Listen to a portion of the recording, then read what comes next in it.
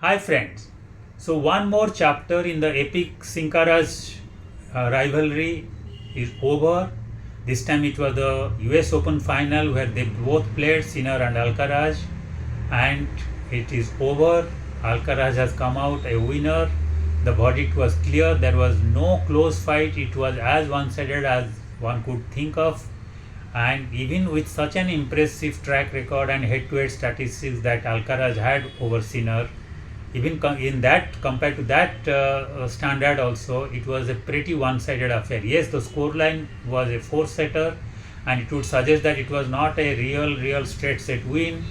But people who have watched it, the fans would have watched it, the neutral fans as well as objective fans would agree that it was a pretty one-sided affair, because never in this contest, right from the first game where Alcaraz had broken Sinner, it looked Sinner could make a fight out of it. It never looked that Alcaraz was under pressure or he was chasing Sinner or he was chasing the ball. Sinner it was who was always under the pressure right from the first ball or first game to the last, and he was trying to stay in the contest, hoping against hope that maybe Alcaraz would not find it easy to sustain that kind of quality and standard and consistency. Maybe at one stage he would get a little rattled or he would have a drop in his standard, and that would allow him to come back into the contest and then hopefully reverse the trend and win a match which was never looking in his control. But unfortunately, it never happened. The contest throughout resembled a heavyweight boxing bout where one boxer is clearly superior, he is looking invincible, he has cornered his opponent on the rope and he is delivering blow after blow, and all that opponent has done is to take the blows, and the best he has done is not to drop on the mat or give a knockout to his opponent or allow it to be a knockout. So to maintain the contest, to give the fans something to cherish, he has just taken the blows and allowed the contest to be over without getting knocked out. And Sinner did exactly that, just like that halfless boxer in a heavyweight class who has some self-respect and honor. So he didn't allow it to become a real thrashing or a knockout. He took the blows, tried to stay there in the contest, making Alcaraz win the contest by his own qualitative tennis rather than giving it on a platter to him. But then he never was in that contest. He never made it an epic contest. It was not a blockbuster or a all-time great contest. Let's accept it. Now let's decode it. Let's try to think why and how this contest became so one-sided. Because in the last two times where both the players played in this year's Grand Slam finals, that is the French Open final where Alcaraz won, there Sinner had actually match points. And even in the Wimbledon final where Alcaraz played pretty decent, but Sinner ultimately won that match even after losing a set. So what happened this time? Why it was such a one-sided affair in true sense? It is simple. Alcaraz has turned out to be a different player in the last 2 months post Wimbledon, and that is worrisome for Sinner, because it is just not that Alcaraz won because he had a good night yesterday or he had a better date yesterday or Sinner had an injury or an off day yesterday. No, Alcaraz's form and Alcaraz's performance in the last 2 weeks at US Open clearly suggests that he has worked on his technique, temperament, his team has really worked on him, and he has turned out to be a better player, and it doesn't look seasonal or not looking like a tournament specific. It looks like he has now gone to a different level, and service is not something which happens only for 2 weeks.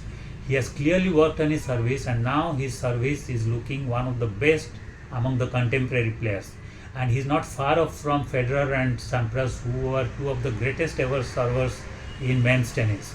Yes, he has still not reached there. He still has to achieve more consistency with his first service. But his first serve has become really lethal now and is looking unreturnable. And it is just not that Sinner had a mental block or Sinner had a issue reading it yesterday. Throughout the 2 weeks, we have seen it where coming into the final, Alcaraz had lost only 2 games, service games out of the 85. and yesterday he lost one more, but he also won nearly another 15. So that means out of around 100 service games, he has only lost 3 in this entire tournament. And his first serve is looking lethal. He has worked on it. He's looping his lob in the air, and his arm movement has improved technically so much that it is looking a challenge for everybody, including Sinner, to handle his service. And yesterday, that turned out to be a really big factor, because Alcaraz's service was hardly ever in pressure. On the other hand, the kind of magical player he is, the kind of magical shots he has, the kind of angles he generates, the spin he gets, the drop shots he has, and the kind of options he has for every ground stroke from his opponent, he was always going to be a handful against any player, including Sinner, when he was returning their serve. And yesterday, unfortunately, Sinner had a quite average day with his service, and it was not actually a shocking day, because that has been the case with Sinner throughout these 2 weeks of US Open. So while Alcaraz has technically worked on his service to make it almost unreturnable, Sinner has had a drop post Wimbledon in his service, and in the entire 2 weeks his service was looking 5 to 10% below his peak, and that was a big factor against a player like Alcaraz, who was such formidable return of serve, almost similar to Djokovic. And so when your own service is under pressure, you are always struggling to hold your service, and then you will be always under pressure against a player like Alcaraz. So the two combined factor, one was the improved service of Alcaraz, and the deeping service quality of Sinner was the major reason why the game tilted from being a close encounter or an epic encounter to a pretty one-sided affair. And if you add to it the tremendous unmatched consistency that Alcaraz has been having in these 2 weeks of US Open, it's almost like the best ever 2 weeks of Grand Slam tennis for Alcaraz. He has been having a dream run. That is something which is very strange, because what happens when Sinner and Alcaraz play, Sinner epitomizes the ruthless clinical accuracy of tennis, where he plays solid tennis, fast and furious tennis without much spin, much angularity, much creativity, much magic, but tremendous ability to hit the touchline or hit the sidelines without going out or generating faults. And that forces the opponents to be on the back foot, that forces the opponent to run around, and if the rallies become longer, the opponent ends up always committing unforced errors. And if it is Alcaraz, the chances of that unforced errors is much higher, because Alcaraz is a magical player, he is a creative player, he is actually a player who plays for the gallery. He always tries to play the difficult shots to win it, where he can showcase his talent and his pedigree, rather than going with the boring, monotonous, singular linear shots with just a plain return. So he tries to create winners out of nowhere, and when you play that kind of flashy tennis, you are always expected to be more inconsistent and commit more unforced errors. So that has been his case, and it's just the case that sometimes his unforced errors were so many that he had to lose matches which he should have won against players like great players like Djokovic, and that's where he was suffering in the last year. But this year, and especially post Wimbledon, he has also worked on it, especially his support team have worked tremendously on it with him, and also on his mental aspect. And then it has become much more lethal, because he is playing the more creative, the more flashy tennis, but at the same time his unforced errors have reduced so drastically that it has been lesser than Sinner's. So Sinner, who plays solid tennis, commits more unforced errors than Alcaraz, who plays more flashy tennis with aim to win every point from the word go, at the same time committing so few unforced errors. So when these factors combine, better service, such minuscule number of unforced errors, such consistency, and yet that flashiness and that winning shots and that magic shots being there, against Sinner, whose service was patchy, a little below par, and he was always under pressure. He was almost strangulated by Alcaraz's towering personality in terms of tennis, at least from the other side of the court. and then that made the whole final a little one-sided, and that was reflected in the performance of the two players, and that was also reflected in the end result.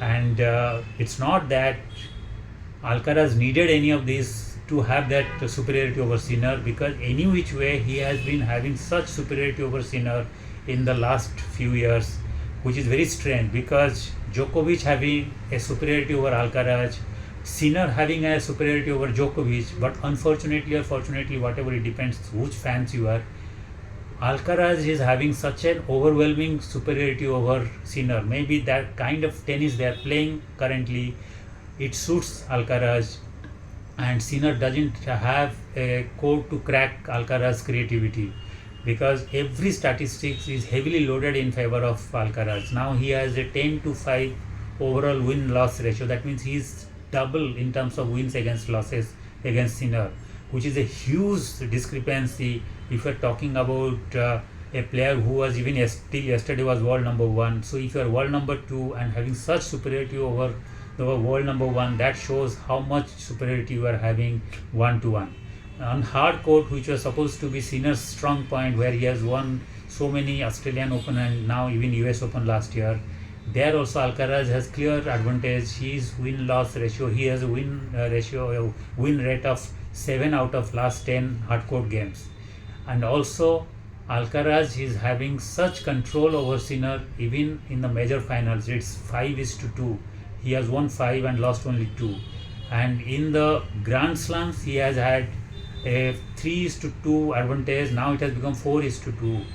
And that is there also he has such clear advantage over him. So in every aspects, whether it is overall, whether it is hard court, whether it is Grand Slam, whether it is finals of tennis tournaments, Alcaraz has been having such superiority without the kind of improvements he brought into his tennis in the US Open. Now with the added advantage, it was actually clear that Sinner had no chance yesterday. But more worrisome for Sinner is that what about the future? What about the new season? What about the future Grand Slams?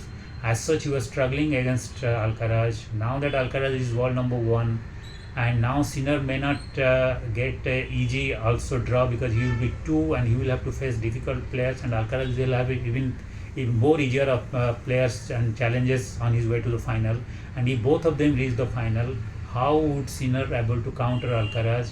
Because now he has to find a way to counter Alcaraz in his new version that we saw in the US Open. And these kind of improvements cannot be seasonal, because service, once you have achieved a particular level of technical improvement to your service, it is not going to just dry out or go fade out.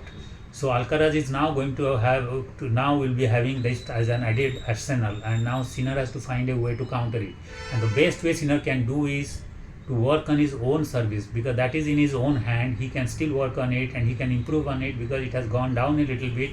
Maybe it's because of injury, maybe because of his lack of confidence, or maybe because it's a mental aspect, but he can work on it, and come Australian Open, he can really, because there are still 3-4 months left, and he can really improve it.